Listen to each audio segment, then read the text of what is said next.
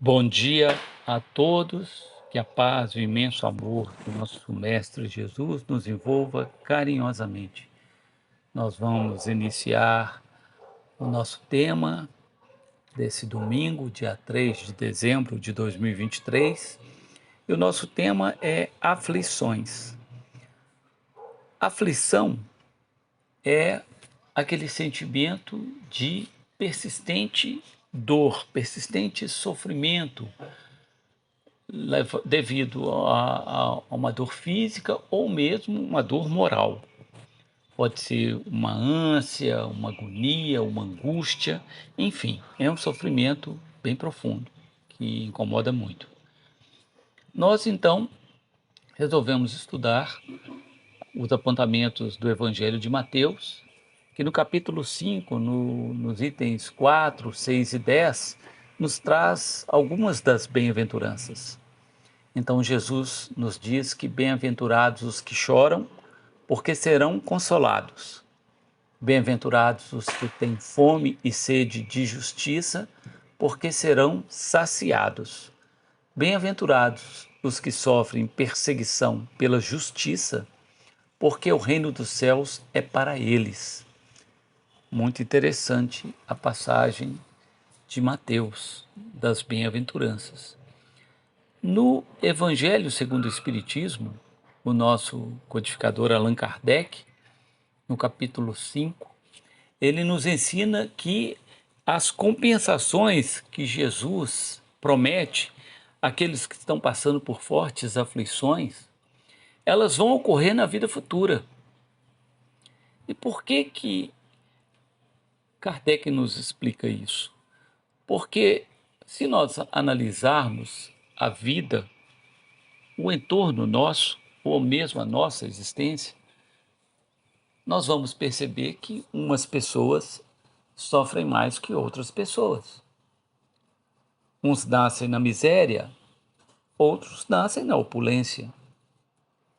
Então, por que será que para uns nada dá certo e para outros tudo parece sorrir?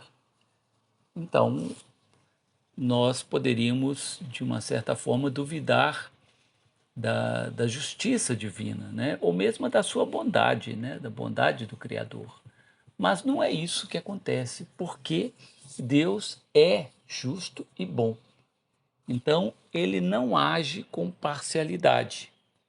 Então, as razões das aflições que nós estamos passando deve ter uma causa. Então, por causa dessa justiça divina, nós devemos aceitar que essa causa também deve ser justa.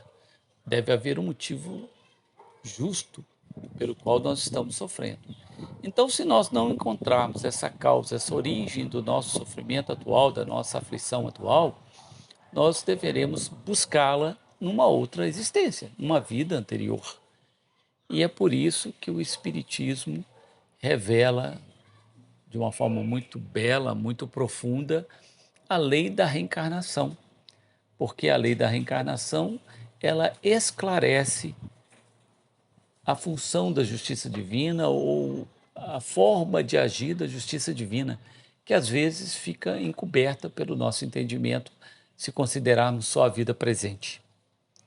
Mas, em relação às aflições, nós podemos enxergar que elas podem ter origem na vida atual, a gente poderia chamar de causas atuais. Quais seriam elas? Imprevidência, a nossa imprevidência em relação às nossas posses, às nossas ações, o orgulho, a ambição, a falta de ordem, a falta de perseverança, porque é necessário um trabalho perseverante. O grande cientista Thomas Alva Edison, aquele que inventou a lâmpada elétrica lá no final do século XIX, início do século XX, ele não se cansava de afirmar que para obter sucesso ele tinha 5% de inspiração, mas 95% de esforço. Então ele tinha que fazer muitas tentativas para acertar. E é assim conosco também. Muitas vezes nós não temos essa perseverança. Às vezes, a causa da aflição está na nossa má conduta, numa falta de limitação de desejos. na busca de uniões infelizes, uniões por simples orgulho, vaidade, ou muitas vezes nós buscamos querelas inúteis, entramos em brigas, em desavenças que não são necessárias. Muitas vezes nós contraímos enfermidades, males para o nosso corpo físico por causa de viciações, os vícios que estão por aí. Outras vezes nós falhamos na condição de pais ao orientar nossos filhos, porque nós deixamos que esses filhos desenvolvam neles próprios tendências negativas, como a tendência da avareza, do orgulho, da irascividade, né? Da irritabilidade. Então nós não trabalhamos forte nisso. E aí vamos receber um problema no futuro, né? Na própria vida. Então, a base de, de toda a superação das causas atuais, das aflições, é o aprimoramento moral. É claro que é necessário buscar também um aprimoramento intelectual, saber como é que funcionam as coisas, ter um conhecimento melhor da vida, das leis, né, humanas também, mas a questão moral é grave, né, porque é com ela que nós evitamos essas dificuldades, essas fontes de aflições. Né? Mas, quando não é exatamente isso que estamos passando, ou seja, quando a aflição ela não é decorrente de uma incúria nossa, de uma falta nessa existência, então nós devemos aprofundar, né? Porque tem males que não tem como explicar na vida presente, né? Por exemplo, a perda de um ente querido, a morte de um arrimo de família, um acidente inesperado, aqueles reveses, né, que a gente sofre, os reveses da fortuna, né, flagelos naturais que nos deixam, às vezes, né, sem condições nenhuma de questões de moradia e tudo mais, enfermidades de nascença, né, crianças que nascem com enfermidades graves ou que morrem, né, ainda muito pequeninos, sem ter tido tempo de fazer nem o certo nem o errado. Né? Então, essas questões poderiam ser uma negação da justiça e da bondade divina, se nós levarmos em conta só a vida presente. Mas não, elas não são uma negação da justiça e da bondade divina, porque a causa vem de uma vida anterior. Então, nós não podemos perder de vista que nós estamos ainda habitando um mundo inferior, um mundo de provas e expiações, ou seja, um mundo em que ainda, por não estarmos depurados, né, evoluídos, melhorados, nós ainda fazemos males a nós mesmos e aos outros. Então, nós devemos render graças a Deus, porque Ele é bom e Ele nos permite reparar, nos permite expiar. Então, a gente passa por aflições para quitar as nossas faltas anteriores. Né?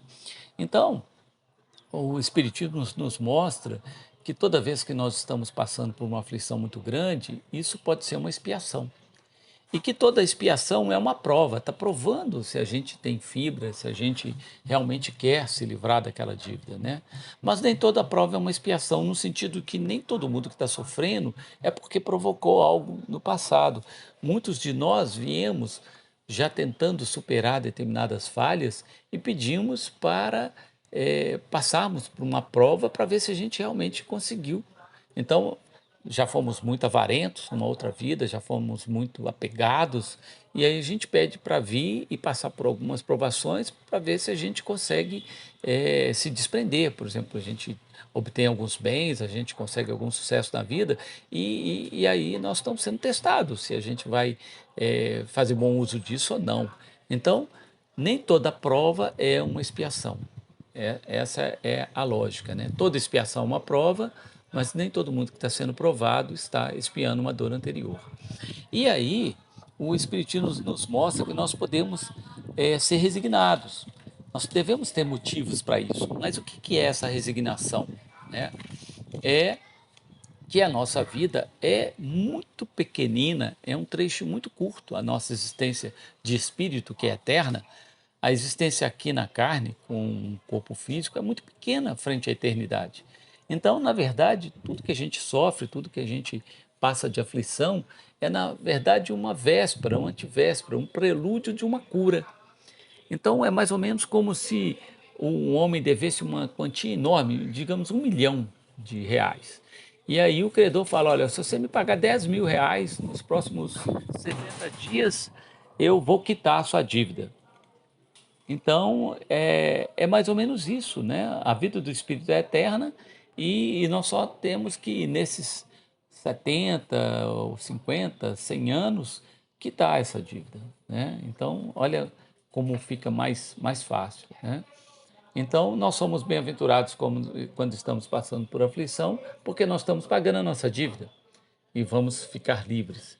E aí, lá no capítulo 19 do livro Caminhos de Libertação, o nosso companheiro Valentim Lorenzetti, ele fala da educação dos vivos, porque ele fala, olha, muitas vezes nós buscamos dificuldades para nós mesmos. Então ele dá o exemplo de um ser humano que está muito assediado por obsessores, mas ele é um alcoólatra. E aí ele busca um tratamento espiritual na casa espírita e aí os obsessores são afastados. Mas se ele não toma um outro rumo, se ele volta para as bebidas, para a viciação, né, ele vai abrir caminho para novos obsessores, né? Mas, ao contrário, se ele se endireita, ele vai ajudar também os desencarnados, porque o que os obsessores buscavam nele? Os fluidos alcoólicos. Mas agora, como ele está melhor, ele não tem isso, ele tem um alimento bom para fornecer, bons pensamentos, boas energias, ele vai tratar bem os desencarnados, né? E os próprios desencarnados vão se alimentar com isso. Então é muito interessante esse aspecto, né, de nós nos melhorarmos. E eu gostaria de encerrar contando uma breve historinha que está no livro Pontos e Contos do Irmão X, psicografado pelo Chico Xavier, que fala sobre o doente grave.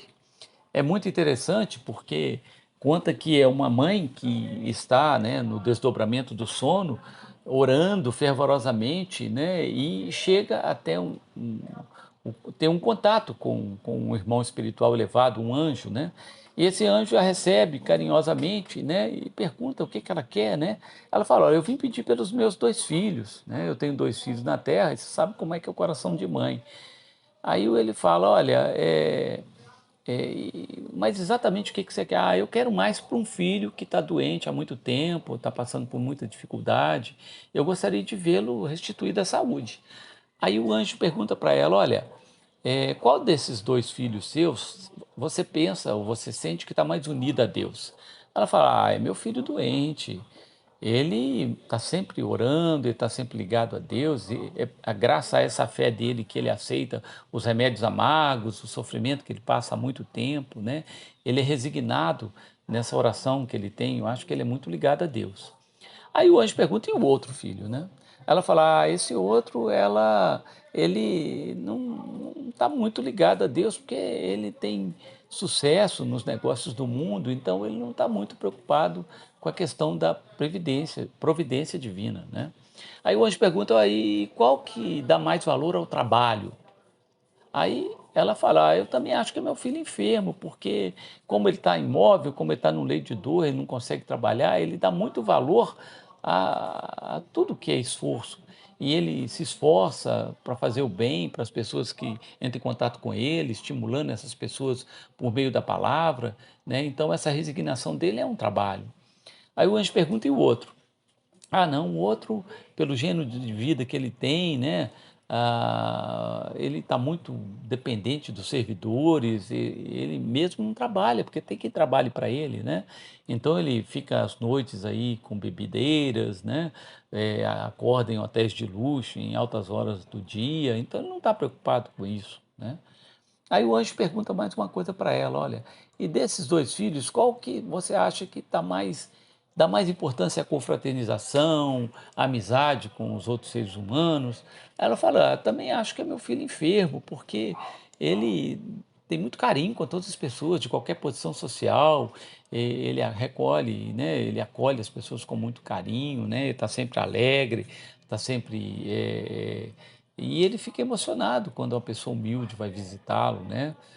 E o outro? O anjo pergunta: ah, não, esse aí, tem até medo da aproximação das pessoas, ele se fecha, não tem, né, a alegria de uma família, né, que ajude ele, então ele fica muito isolado, né? Aí o anjo falou assim, olha, reflita, para qual dos dois você quer mesmo que nós ajudemos, né? Ela fala, é pelo que está doente. Aí o anjo fala para ele, olha, para ela, né? Fixa ela com bondade, fala, olha, volta para a terra e considera as atitudes de carinho, né, que você tem.